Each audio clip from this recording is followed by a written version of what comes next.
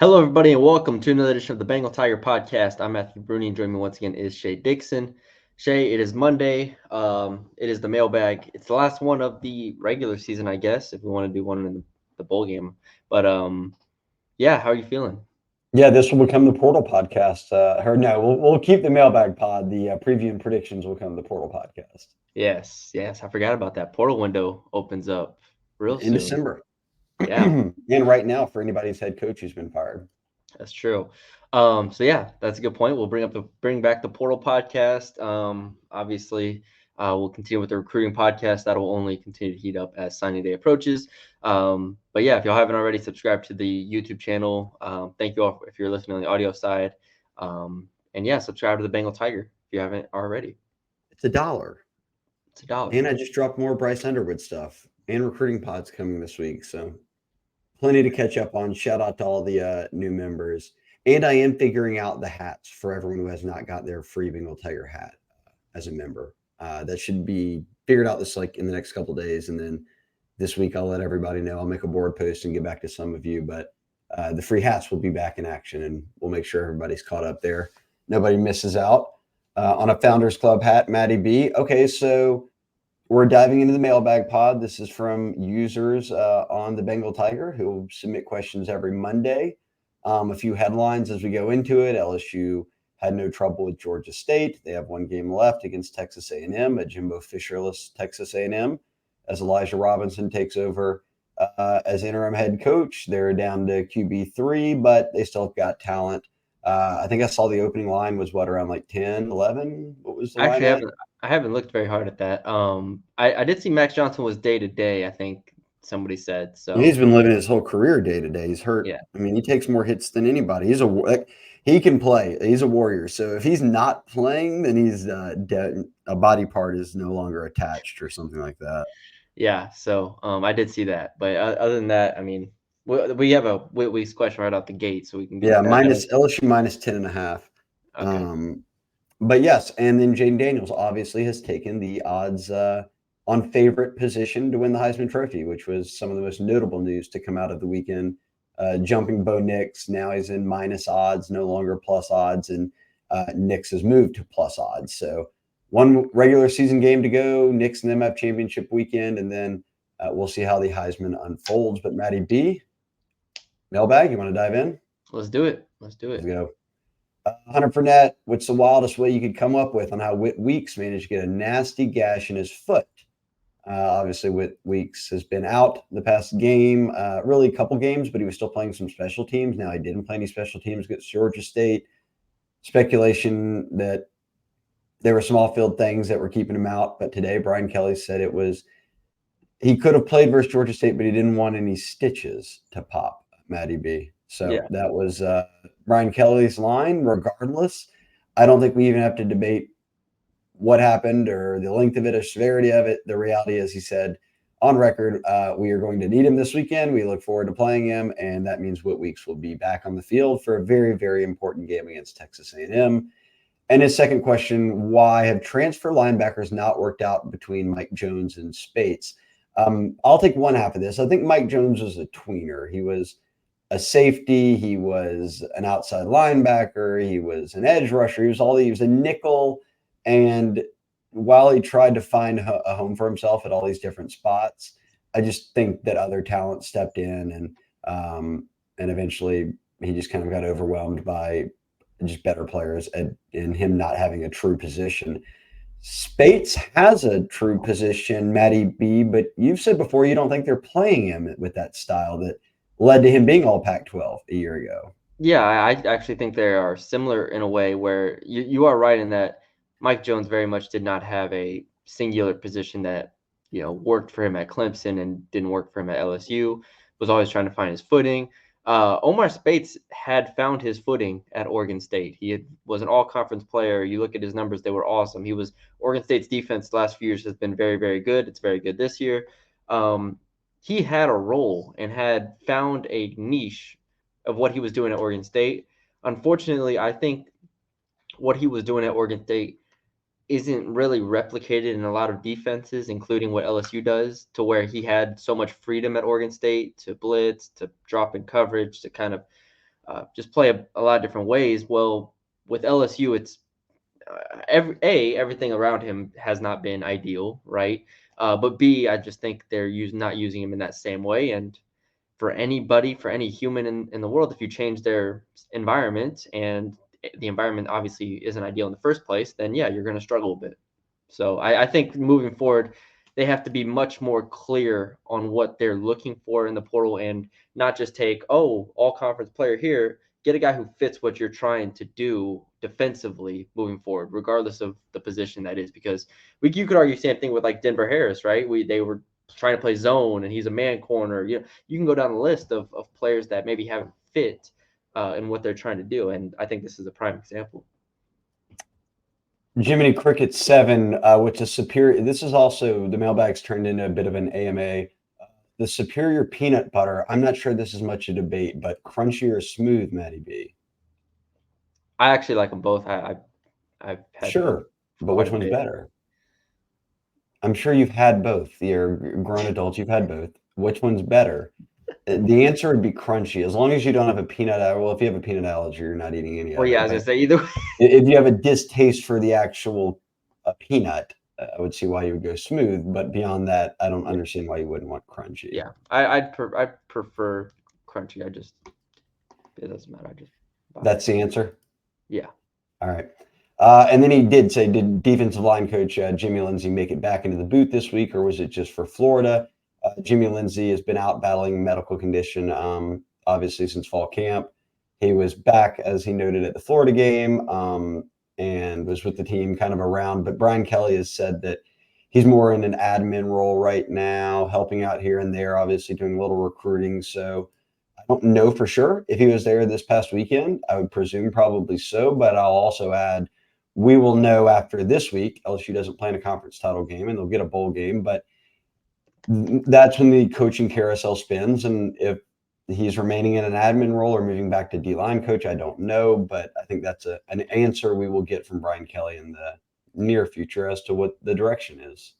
Yeah, we'll get that answer very quickly. Like you said, he's probably just been working back in slowly, and Brian Kelly talked about that last week. So it's really nothing to do this year. I mean, it's all going to be decided how big, how much can he do over the offseason, how much can he get back involved in spring practices, and then, move forward from there. Coach K7, shout out to my guy. Were you guys surprised to see Trey Holly, the true freshman, in at running back during the second series of the game with Georgia State, with it tied 7-7? To put some context to it, Trey Holly has only played one other game this year. Firmly on Trey's, obviously, 4 games or fewer you can redshirt, so he's redshirting no matter what. Matty B, without Logan Diggs, without John Emery, without Armani Goodwin and Trey Bradford, you're left with Caleb Jackson, Noah Cain, Josh Williams, and Trey Holly. Were you surprised at all that the 4th name on that list presumably was the one getting carries early? No, not really. I think they finished the game with what was it? Josh Williams between Josh Williams, Caleb Jackson, Noah Cain, Trey Holly. They all had about the same. Yeah, 2, 3, 4 carries each. So nobody was getting the ball much outside of Jaden Daniels in that game, anyways. So I didn't have a problem with Trey Holly. I think Trey Holly is what he is. We'll see how he continues to evolve and improve in a running back room that will continue to get better. I also like Frank Wilson's decision there because Trey Holly's only other reps came this year against in the final minute or two of the blowout win over Army. Where we ran that long touchdown. I like getting him into this one early because it's okay, here, look, it's 7-7. Here's a first team defense, and it's not an SEC defense. So get a feel for the speed of the game, get a feel for a few more touches in what are important moments early in a game. And then he doesn't go into next year where they're going to lose half this running back room because they're graduating or whatever it might be. That when you need to rely on him, you're, in spots like they do everybody else on this team right now, Josh Williams and Noah Cain and whomever else, that Emery, that it's not the first time. He's been out there in a first quarter of a game where it was close and got his feet wet and got a feel for the speed of it and everything like that. So I like that. Bonus question. Going into fall camp, would either of you predicted that tight end Mac Markway would be the first freshman TD with a catch in this class? He caught one this past weekend against Georgia State. He says the odds were probably more on Pimpton or Shelton, Kamorian Pimpton being a tight end, or Shelton Sampson Jr. being their top-ranked wide receiver signee. And he noted, and something we've talked about on the podcast this year, that now he has the same amount of TD catches as Mason Taylor and any of our running backs. It's really a testament to Jaden and the receivers of what they've done. And then Logan Diggs and them are just pounding it on the ground when they get, their shot. So they haven't had to throw a ton to them in the red zone. But we aren't surprised with the Mason Taylor side of this because Mason's been that dump off guy, all of that, but they've become such an explosive passing game that Mason Taylor doesn't fit into that. I mean, you're throwing it to Kyron Lacey above him and some other receivers. So not surprised by that. Kudos to Mason Taylor for taking on the role he has in this offense, and you're not going to hear him complain about it. But I do like his question of the odds on Markway. I actually think if someone really made these odds, Markway might have had the best odds. It was clear he was the one guy that was going to at least be out there. Like he was the clear number 2 tight end. No way Mac Markway would have had the best odds of any freshman to We get knew this offseason that Mac Markway was their number 2 tight end. That does there is no, first of all, the Grambling State game, we would have all Shelton would have caught a touchdown. We would have assumed, well, yes, first of all, Samson would have caught a touchdown. He would have caught 2. But we would have all going into the season been like, all right, Grambling State game, the receivers are one of them is gonna score. It didn't happen, but like that would have gone into the season. That would have been, I think, the odds like makers in our opinion. My opinion would have been like, all right, one of them's gonna score here. They're probably gonna have a blowout Mississippi State, something like that. I just now in a regular game, like you're saying, like an SEC game or something like that, where it's kind of competitive, Mac Markway would have been on the field more than any of them. So yes, I don't think he would have had like the worst odds or anything, but I still think of Samson. Probably. You would have put Samson as the best odds. Yeah. I will say too, I bet it's not, if you dug through all the film, I bet it's not the first time that Markway's like had an opportunity to have a touchdown, because on that play, they went play action. Mason Taylor was running the underneath right there on the left, and right behind him was Mac Markway. Daniels could have run that in. They were doing it kind of, hey, at the end there, they were wanting to get up his rushing and passing TD totals, and they ran that bootleg at the goal line. He could have run in. He could have easily dumped it off to Taylor. I think he saw Markway and was like, all right, all 3 of us could score here. I'll give my true freshman some love. So had that not been that situation, I bet that's happened before where he was like, I'm running this or I'm dumping it off to Mason. Yeah, I agree. So I don't know. It wouldn't have been the worst odds. I mean, maybe not the best, but I think if we had crafted odds for it, Markway would have been a sneaky nice pick. That would have been a good one. Shay would have found it. Shay's good at finding those props that nobody else finds. Those nooks and crannies. The knowing when Will Baker is going to step up and take over in an in-season tournament. Mason Cox, should we be worried now that A&M can wear sleeves? Oh, I guess they can wear sleeves now. I remember I saw that on Twitter. They had a firm rule about that, and they were sending guys. That was during the debacle of that freshman signing class when they were like sending guys to the locker room before halftime, and they blamed it on them wearing sleeves. And it was a wild times in College Station. TBD of what's to come. They see who they'll hire, but they are coming to Baton Rouge with Elijah Robinson as head coach, the D-line coach, and a backup quarterback. So we'll see how it unfolds. Still only 10.5-point favorites, so they've got talent. LSU is. Tiger Fan 11, what do you make of Josh Pate's tweet about LSU searching for a DC for weeks now? I know Josh well. I talk to Josh often. Not about this, but I don't think that, and Josh knows plenty of people, it's the buzz that's out there. You don't have the nation's best offense and the 100-and-something worst defense and not be out there feeling out who's available as a DC. Like, that just doesn't happen. Yeah, I thought we were all on the same page. Like, this is, first of all, we had kind of, as a fan base and as a board, I feel like everyone had been on the same page. Had been like, all right, everything will be evaluated at the end of the year, but that doesn't mean teams aren't putting out feelers. Heck, A&M head coaching feelers go out, right? Syracuse head coaching feelers. Like, this is just how things go. Things were probably, feelers might have been going out after week 7 or something like that, after the Alabama loss or something. I don't know. But it's not a surprise. I think this is college football right now when there's multiple when we're talking about a multiple, a big job like this, I think things go out very quickly.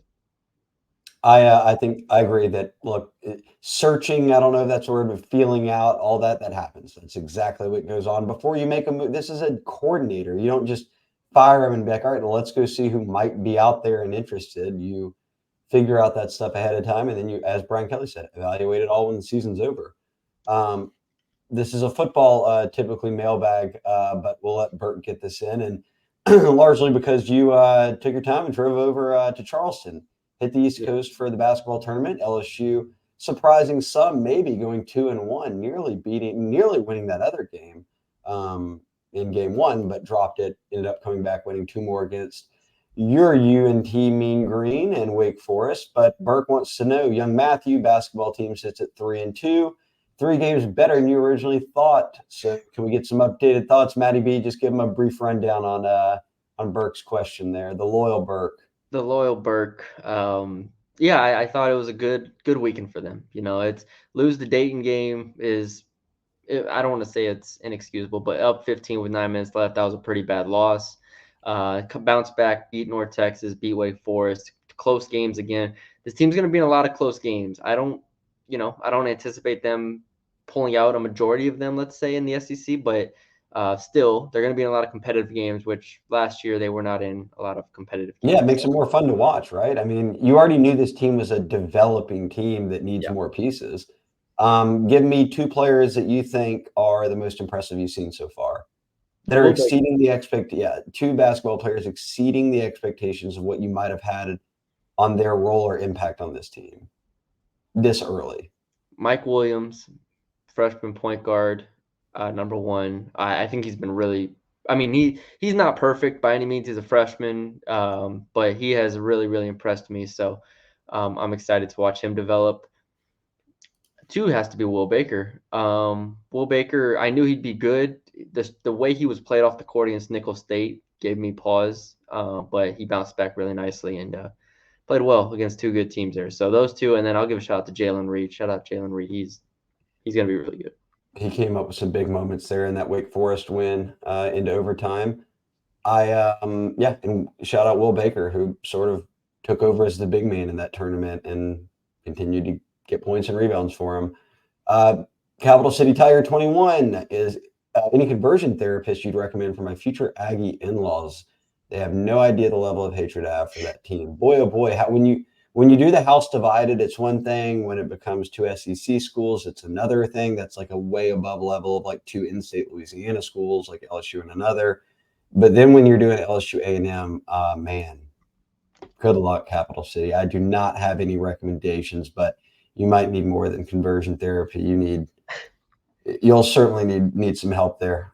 Considered I know how diehard you are for LSU as one of our top board posters. Yeah, and it's also obviously Thanksgiving and stuff, so people are having family get-togethers and stuff. So any house divided type stuff right now is coming to the forefront. Well, and when that game's played the following 2 days later, it makes it all the worse. And then when school's going through a coaching change, oh boy, I don't envy your Thanksgiving. I actually will have a Texas A&M grad at my Thanksgiving, my brother-in-law, but his expectations are low, so he's not going to be talking up anything. We're all good there. Yeah. But Capital City Tiger did say, what type of game will Jaden Daniels need to lock the Heisman up against A&M? Answer is what? On par for what he's done all year? Yeah, I don't think he actually needs to do anything. He doesn't need to have like 500 yards of offense and 5 touchdowns. I think if he has just a really solid, good game and LSU wins, by 14 points and he puts up 300 yards passing, 100 yards rushing with 4 touchdowns, no picks. I think that does it. That's to think to think about how crazy he is. 300 and 100 with 4 touchdowns. Yes, it's like it's a casual outing. It's like a normal game for him, right? Yeah, that's what I think gets it done. He's over 3,500 passing yards. He's over 1,000 rushing yards. He leads the nation in total yards, total touchdowns, passing touchdowns, about every metric out there. He is the Heisman favorite. So I'm with you, Matty B. I just think very solid Jaden Daniels type game does it. I'll even go as far to say he could even have an interception I think if he puts up those numbers and they win by 2 touchdowns and he has, let's say, 1 interception, I don't think it'll matter. So there you go. He has protected the ball very well this year, even with being a very aggressive passer, which has been good to see.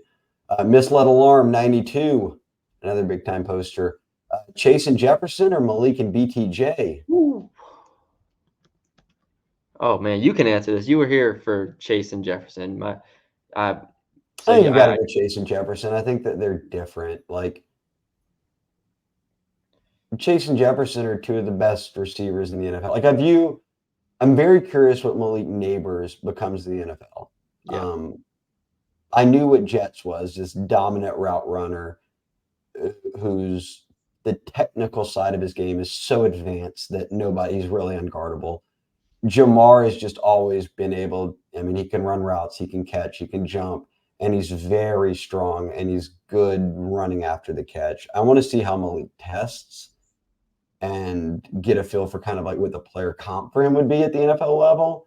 I think I've said it before. I think Brian Thomas is like T. Higgins. I think he's a great, perfect number 2 receiver who has size, who blocks very well. He's not going to run the fastest 40 in the world, but he's very fast. And with his length, he gets downfield and he can separate. If it has to be contested, he can get it. So I think he's a T. Higgins type. So I would lean Jefferson Chase. They're 2 number 1s, really. I mean, I'll defer to you. I do think NFL wise, those are obviously massive shoes to fill. I wouldn't bet on anybody to be what Jamar and Jefferson are. Those are arguably, obviously, 2 of the top probably 5 receivers in the league right now. So, I'll defer to you. I don't have a strong lean either way right now. LSU's churning them out. Real quick, we wanted to give a shout out to Birddogs, who's been rocking with us on the Mailbag Pod all football season. We still have that promo code Tigers, TIGERS, coming up with obviously the holidays, Black Friday, Cyber Monday, all this stuff's coming up. You can still get a free Birddogs Hydro Flask style water bottle at checkout with the promo code Tigers. I've got the hat on right now, but Maddie B, we've been wearing the shorts plenty. We love those. Got them on right now. Oh, there you go. Again, they're that anti-stink sweat wicking fabric, I think is what they call it. But it really, you could sweat all day in them. You never know. They stay cool. They stay dry. In South Louisiana, they're perfect. I love their pants. I've been wearing their pants a lot lately. Birddogs.com/Tigers, promo code Tigers, get you the free Hydro Flask style water bottle. I think that's like $30 or something. So you're already getting that for free. If you've got a gift to give or want to gift to yourself, get on Birddogs.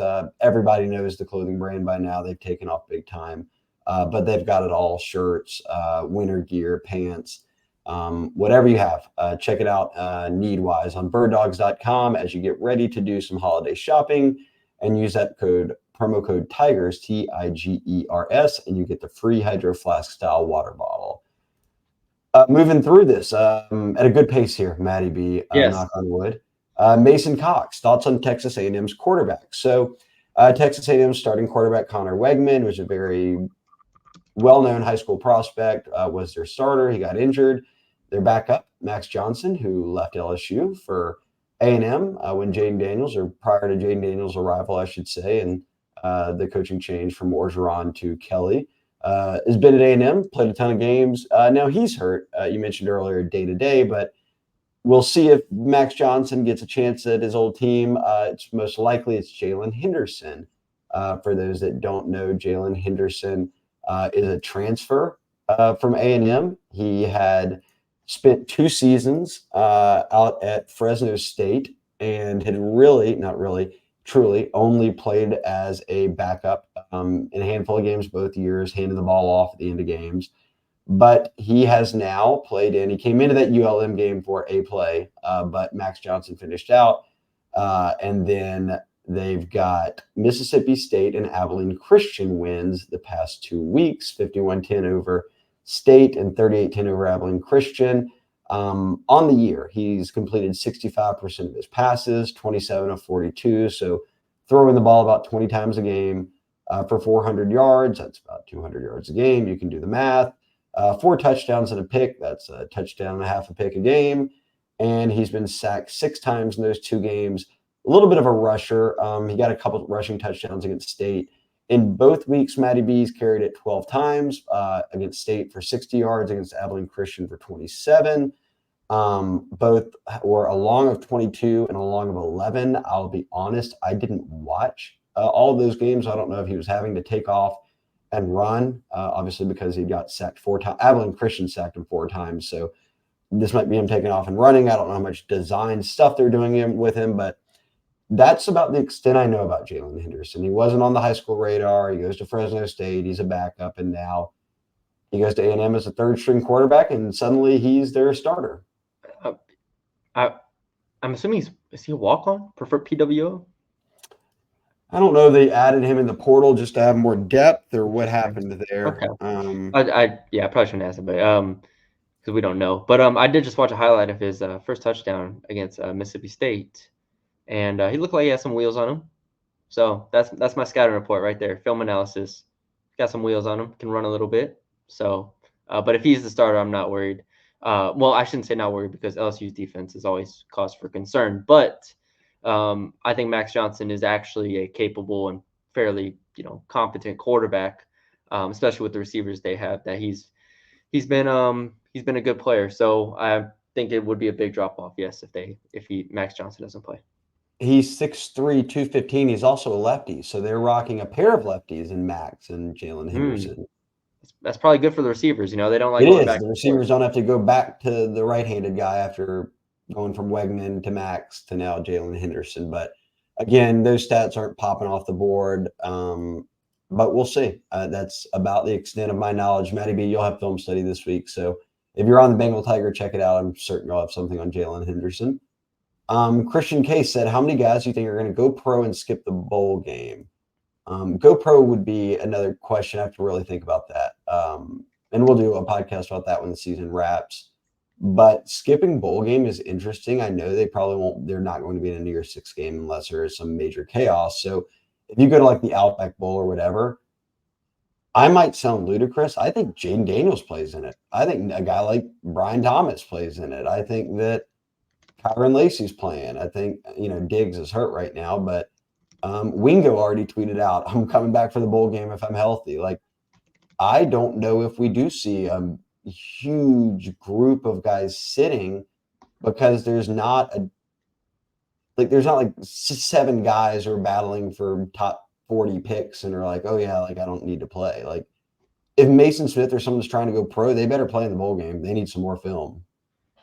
So just so I'm clear, I might have missed it, but who would you say? So you think Jaden Daniels plays? You think Malik and Brian play? I mean, I don't know. If Jaden Daniels ends up being a highly top 10 pick or something, maybe he doesn't. But like at this stage, I don't get the sense of this team that going to an Outback Bowl would result in some like mass wave of guys sitting out.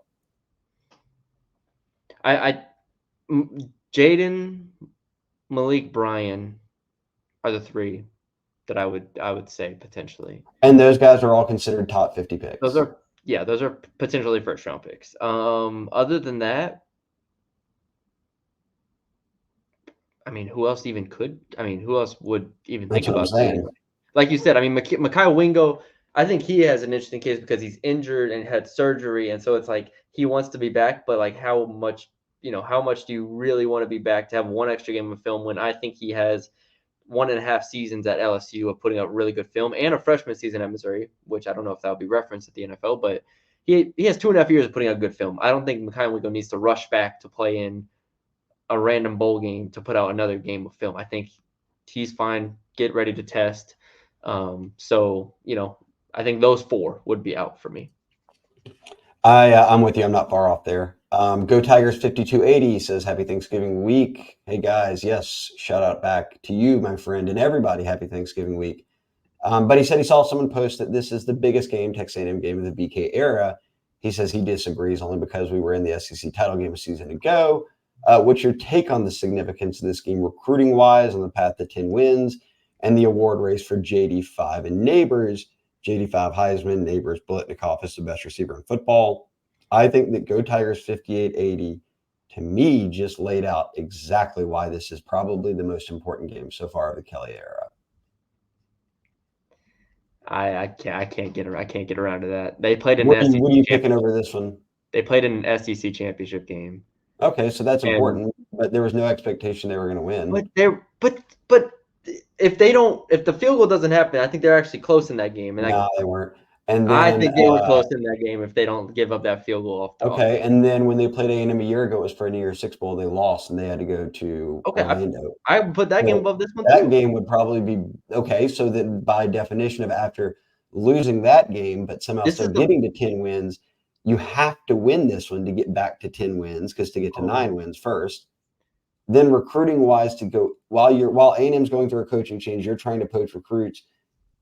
A big win over A&M helps in recruiting. If you can't poach them without a head coach there, I mean, the result on the field, I'm not. You don't want to lose. If you lose this game, you're going into a recruiting period having lost A&M, having now you finish 8-4. There's maybe Daniels can't win the Heisman with 4 losses. Like, so there's a lot riding on a win this weekend.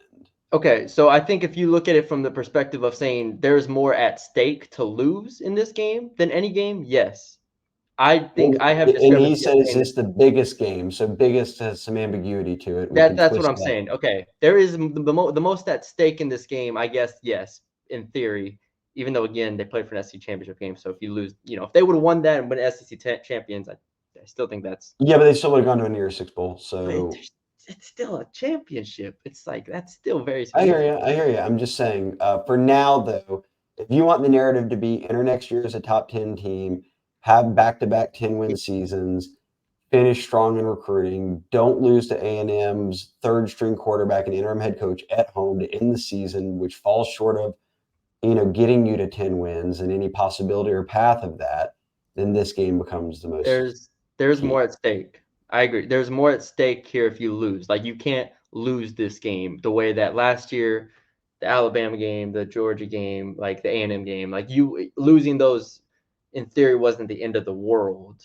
The way that, this one would be, I think, more, impactful. But yeah, I still think maybe it might be a little bit like just heat of the moment. Like, wow, this is a big game, a lot at stake. Last year they played for a championship. To me, is big. He asked again, or next, is there any chance we see an though. aggressive defensive game plan against A&M?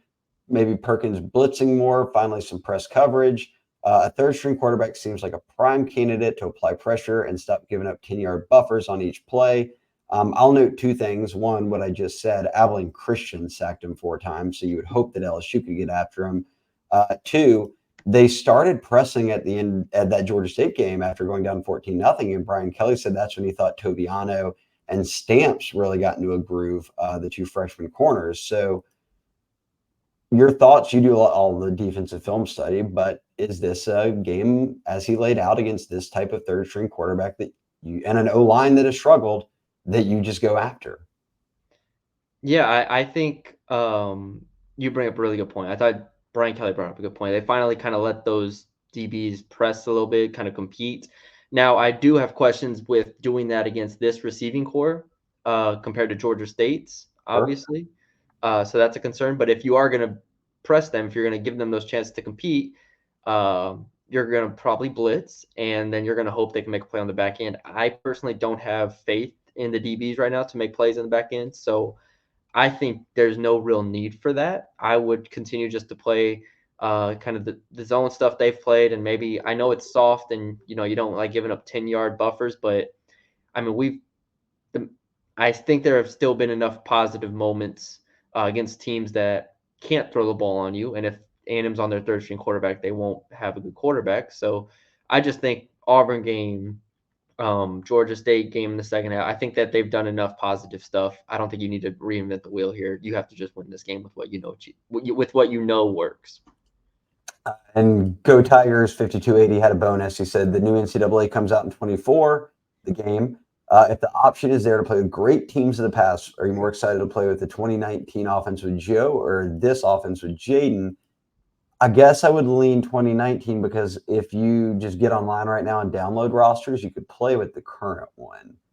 I'm not sure how updated they go with it through, like, is it currently updated week to week of how talented those guys are compared to just before the season. But I would say 2019, my other thing is the answer would be neither, because when I get the game, I'm going straight into dynasty mode. I'm headed to, Colorado School of the Mines and just building my way up. So I won't be at LSU or any school like that anytime soon.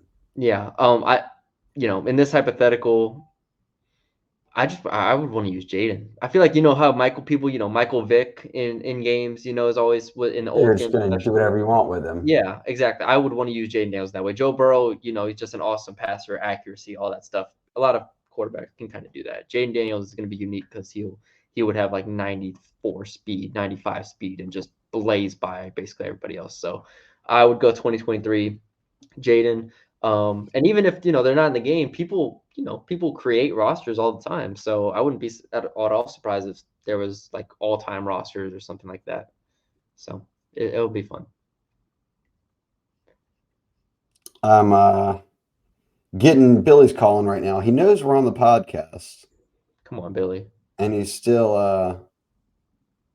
texting. I'm Let's see reading what he tweets wants. right now. He's bubbling. If he doesn't right have now. any breaking, just checking in. We just told you we were on the pod. We were getting on the podcast, Billy. It's been 36 minutes. These go an hour. He knows better. He's than that. itching. We're breaking that record today, and he's still calling early. I know. LSU fan for life. Do you think Whit Weeks will start this weekend? My answer is no. Omar Speights will start. No, if I'm an LSU fan who loves Whit Weeks, I'm hoping that he gets 30% of the reps. Yeah, 30% of the reps, and then we start building towards next year where Whit Weeks will likely be a full-time starter. This is game 12. Just win this game. Obviously, Whit Weeks, him playing improves your chance of winning the game. But get in the game, make some plays. Hope the foot holds up. I don't know if the stitches will come out or whatnot, but hope everything's good there, and win the game, and then prepare for next year with Whit Weeks and a bowl game with Whit Weeks potentially. Yep, there you go. Okay, next question is from Tiger King 53. If you could pick a new DC, who would it be? Okay, so this is imagining a world where LSU needs a DC. I'll pick a guy who coaches in the SEC, has held opponents to fewer than 20 points per game this year, and that y'all downvoted me for a record-setting number when I announced Kevin Steele as LSU's defensive coordinator back in the day. Most downvotes in history. I'm sorry, but he came here and was good. And Nick Saban decided he was good enough for him too, and he's been excellent this year. So I'm picking purely out of spite everyone who downvoted me that look at old Kevin Steele out there still just getting it done. I'm gonna try to be realistic here. I'm being realistic. Kevin Steele's a great coach. No. These haters, all these Kevin Steele haters out here, just trying to break some news. Y'all are trying to downvote me. Oh my god! I'm glad you weren't around to see it, Matty B. I was not. Hundreds and hundreds of downvotes. I honestly, I don't even. Damn. I mean, I have a bunch of like DCs in my head, but I mean, are we trying to actually pick potential candidates, or are we just saying I think, heck, Manny Diaz would be pretty damn good. I think he's killing it over there at Penn State. Pull Iowa's defensive coordinator. I mean, pull any good defensive coordinator. I mean, Iowa's offensive coordinator. UCLA, Lynn, right? That would be great. So Iowa's offensive coordinator. He's elite at keeping it low scoring. Yeah, all these people are tired of offense. He can do it on defense. Yeah, so there you go. All right. Well, there's our picks. Santana asked, who was chirping with who pregame LSU Florida? I missed it. It was everyone on everyone, I thought. It was like both teams were chirping nonstop before the game. They had 4 different little scuffles. That's LSU Florida every time. They don't like each other. Yeah. They get out there, they talk trash. That was by far the most in-game trash talk, whistles, post-whistle kind of festivities we saw this season. I mean, they were getting into it the entire game. So yeah, that I wouldn't say anyone particular. It was literally everybody. But he said, underrated place to eat in BR. Matty B, you have a choice. Food place in BR. Underrated. You can go first. I'm trying to think for a minute. Ben 77 is one of my favorite restaurants in BR, and I just don't hear a lot of people talk about it. So I'll go that for most underrated. I gotta go sometime. I still It's in haven't Perkins been. Row. Yeah, I know it's Perkins Row. Still haven't been. It's very good. Rouge Creole. Have you been to Rouge Creole I have. over there? That's a good place. All right. I feel like I'm missing one. I remember somebody on the board asked me for my favorite BR spots, and I gave like 8 of them, and I can't remember what else I put on there. I've been meaning to go back to Phil's since we went. That was like a year ago, but Phil's is good. We like Phil's a lot. Supporters of Phil's. So that's rated though. Everyone knows about Phil's. Yeah. So I wouldn't say it's underrated. Yeah, it's not underrated. Properly rated. All right, there's our picks. Here we go. This is why we haven't hit a long podcast yet. Bourbon and Cheerios, instead of showing up first, is late to the pod post, but he says long-time listener, first-time caller. So I guess he's alive after Vegas, first off. Love the show. Thanks for taking my questions. Joe Burrow and crew put up 50 on senior night against A&M. Does Baby Goat squad go over or under 50 this weekend? Matthew, over under 50 points? Under. I think under 2. But on senior night with this offense, who knows? So maybe I should just choose over. Yeah, I mean, I don't know what the team total set at, but I think it was like 66 was around the total. That's high. Vegas is tired of all the overs. No, not 66 for LSU. I think the game total was 66. I still think that's really high. Okay. If Max Johnson doesn't play for A&M, I think that's high. No, I don't think they put up 50. I don't think. I said Jaden Daniels was my prediction, 4 touchdowns, 300 yards, something like that. So I think 42 would be an awesome one. 42 will be a multiple possession win over Texas A&M. And if you could beat A&M 42-20 something, that's a convincing win. Stamp the end of the season. Jaden does all he can to put his name out there for the Heisman. Yeah. So I don't think they get to 50. No. He wants to know best voice impression you can do. I'm terrible at voice impressions.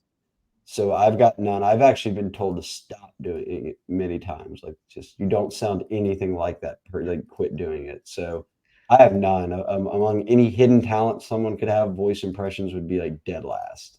No, yeah, I don't have any. I actually don't even try them. But I do respect all of like the Frank Caliendos, and I feel like with like comedians and stuff, we've started to see more of them recently. So we'll see.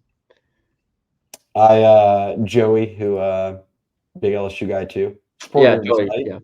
Molinaro is really great. Does a bunch of good voice stuff. His Chris Collinsworth is amazing. But a lot of good ones. So yeah, I have none.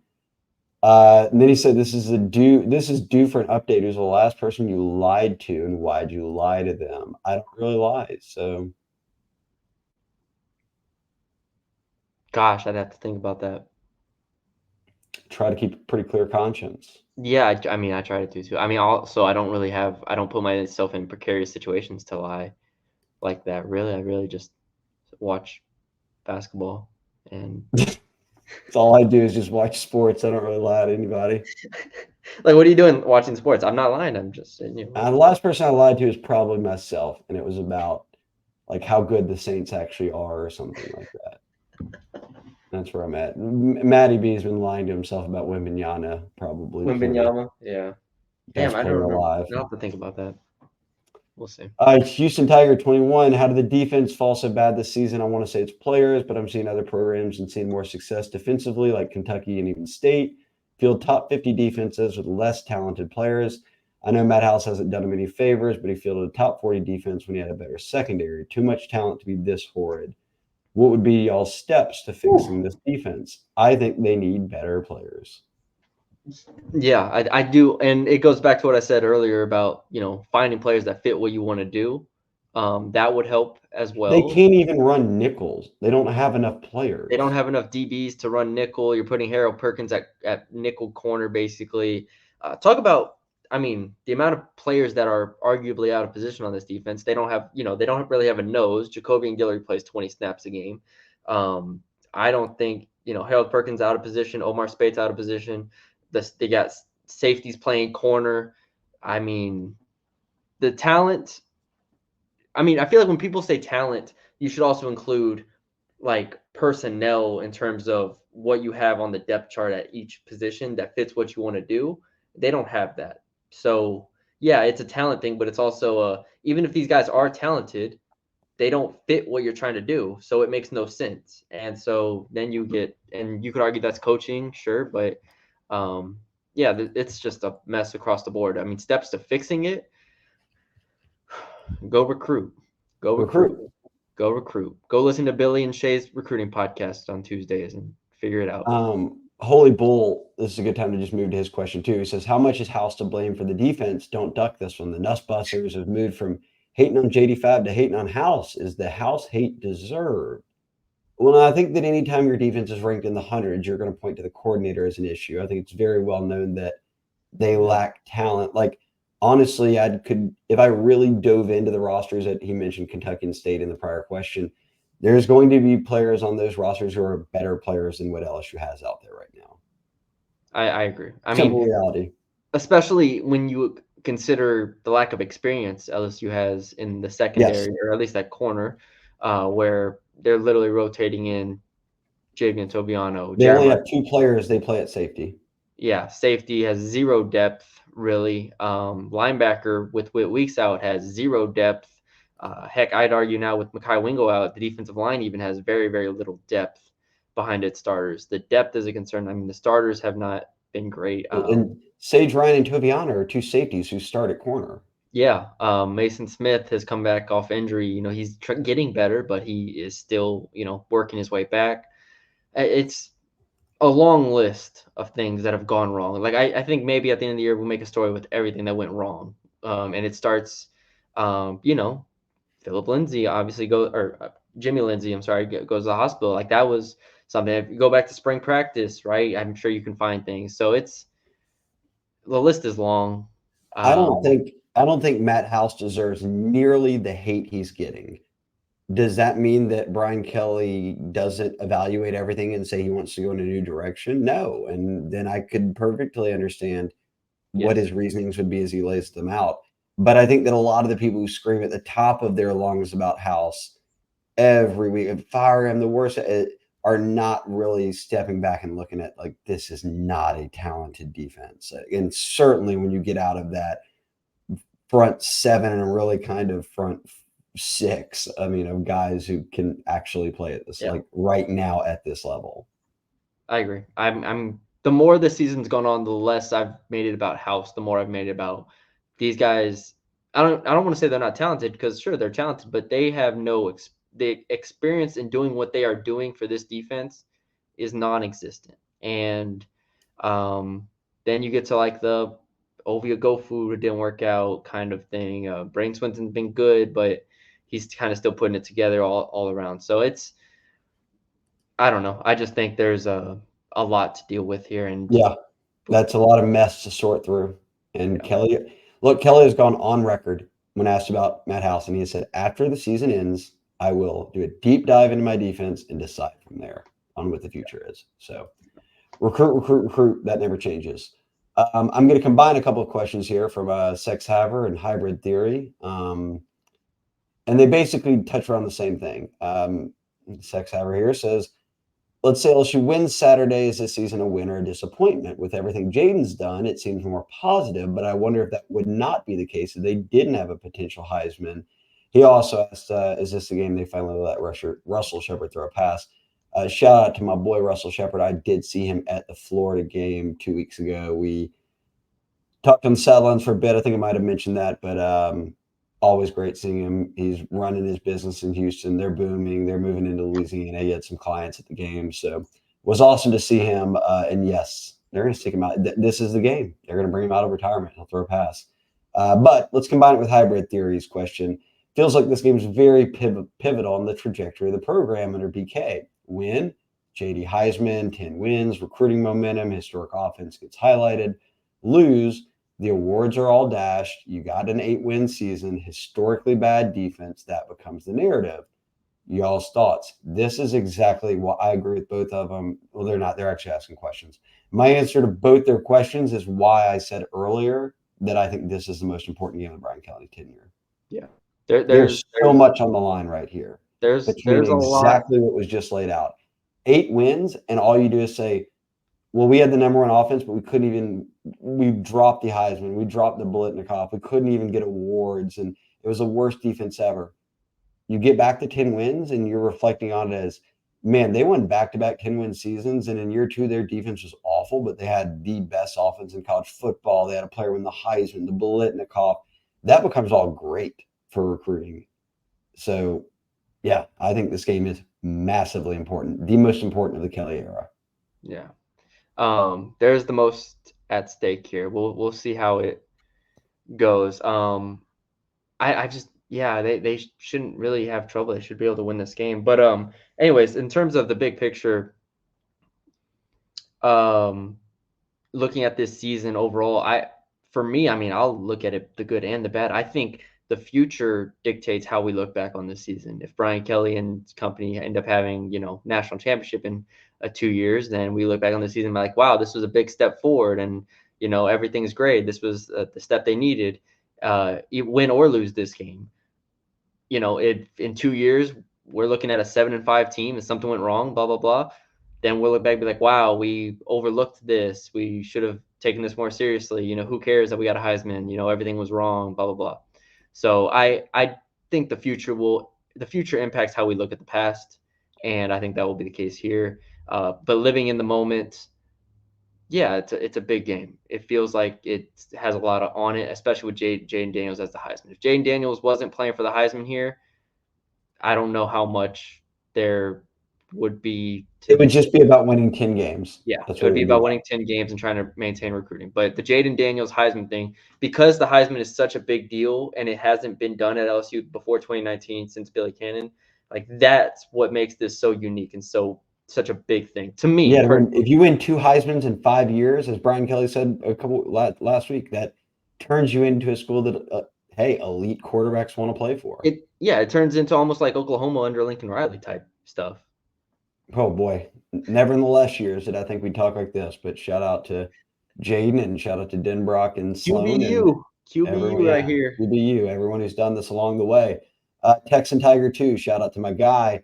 I'll shorten up his question just so I don't have to read forever. Do you anticipate Kelly and company are monetarily prepared to hire established developers and recruiters away from elite other teams? I think the answer is yes, because we've seen with Scott Woodward before they'll pay. But even at LSU, they find ways to get it through the board of supervisors and everybody to get these different contracts passed where they're quite often setting the market or matching it with coordinators. Corey Raymond is the highest paid DB coach in the country for like 9 years in a row. Like this, now that you've got Woodward too and Kelly, who knows he's got to win. Yes, I think that if they have to spend money to get somebody, they will spend money to get them. I have very little doubt about that. Joe Rowe, what do you make of BK's comments on Malik? And now he doesn't think he'll leave early. Is this that realistic? I think he was just joking. He didn't say that. Yeah. Well, yeah, he did, but he was joking. He was like, if Malik doesn't come back type thing. But no, he's long gone. He said just BK throwing a subtle Hail Mary Malik's way, perhaps expectations on it. Nah, he talked about culture shift where guys don't leave at the rate they always have. Malik's a different case. He was joking. And Malik's a first round pick. Zero doubt about it. So you never tell I don't know what FSU told Jared Verse, but first round picks don't come back. When you're mocked and not hurt and everything like that, it's your time is now. So Matty B, you have anything to add? No, I don't. I thought everybody understood that comment was kind of in jest, but yeah, it's just I don't see it. If you want to argue, Brian Thomas Jr. maybe in theory. But I think the bigger argument, maybe. I think the bigger argument is Kyron Lacy. That is an interesting one. People don't really think about that because you just assume he'll come back, but he could. I'm not assuming he's coming back. I mean, he's had a solid year and he's been in college 4 years. So very true. That is an interesting discussion right there. 5 for 5. Does House get fired this weekend after ESD or January? Okay, again, when firings of this magnitude happen, it just typically depends. Like they usually know which direction they're going. That means you're hiring a sitting head coach. It would be after I don't know. If I don't even know if he's getting fired, but if he is, it would be. I would It's lean not an. towards. I'd lean towards after or early signing period or January. I don't think whoever, unless you're not quickly naming someone, but that just means you're moving through signing day without a DC in place. But if you're not worried about that, then you can do it sooner. But you're not hiring anyone that's not coaching somewhere right now. I'll tell So you. I'll tell you what can make it this weekend is if they lose. it's true. I mean, other than that though, if they win the game 45-21 or something, I mean, I think that they'll weigh all like then he will take your time, you'll weigh your options, Yeah, you'll do your analysis, you'll have however much time you'll that's a good way review. to put it. If they lose, it could come in a hurry. Don't lose this game. Don't lose. Age-old debate, he said turkey or ham. The answer is simple. It's fried turkey and then it's ham. Fried turkey and then it's ham. You always have good answers. You're always ready for this stuff. I gotta think about it for a second. I mean, I have them together. I would take ham. Yeah, I would take ham. Fried Justin, turkey is a game changer. again, I'm waiting. I got to make the trip over to the Dixon household. Y'all got all the food over there. You can come over. I'll save you some either way. Germans. He had a recruiting question. I will save this recruiting question for the recruiting podcast tomorrow with Billy. So we'll record it tomorrow. It may drop on Wednesday, but check back for that. I'll copy and paste it, and I'll let me and Billy get after that one. A few more, and let's be done. Irish Tiger 18. Does Malik have a real shot at winning the Bolitnikoff? I'd say yes. I know Marvin Harrison Jr. is getting all the love for the Heisman run, but Malik's stats are the best of any receiver in America. I agree, and it's going to be unfair. But if Marvin Harrison does what he did against Penn State to Michigan, and Ohio State wins that game, heck, even if they lose that game close, but if Marvin Harrison is the only reason that Ohio State has a chance, I think people would give to Marvin Harrison. And let's be real about it. They're both unbelievable talents. They're both first-round picks. Malik's stats are way better. He also has a way better quarterback. Ohio State had to switch quarterbacks midseason and still don't have that great of a showing at the moment. So he's working with a lot different guy under center than the best quarterback in America in Jaden Daniels. But I do think he has a shot at winning it. Yes, a real shot. Bowl projection, assuming we win our next game. I don't want to play ND. Too much drama, in my opinion. I want to play ND, so give it to me. I want all the smoke. I want the drama. That's what gets the fans hyped. They love it. Oh, imagine the TV ratings. Oh, come on, drama me up. Let's go, all of it.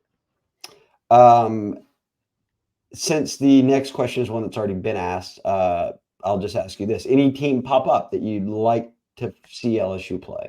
I'm looking at bowl projections right now. I'd have to think of teams that are non-New Year. I can just look at the top 25 that are non-New Year's Six teams that they could potentially play. LSU's currently ranked 14. Oklahoma? Yeah, but they're coming to the SEC. I'd be good there. True. That's true. I don't, and then now, but if I'm throwing aside all bowl tie-ins, because obviously some of these would never happen, I love Notre Dame. Tulane would be cool. A 10-1 Tulane team with Michael Pratt. Louisville.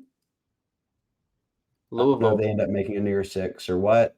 Obviously, God, I love. You know what? I want to see Iowa versus LSU.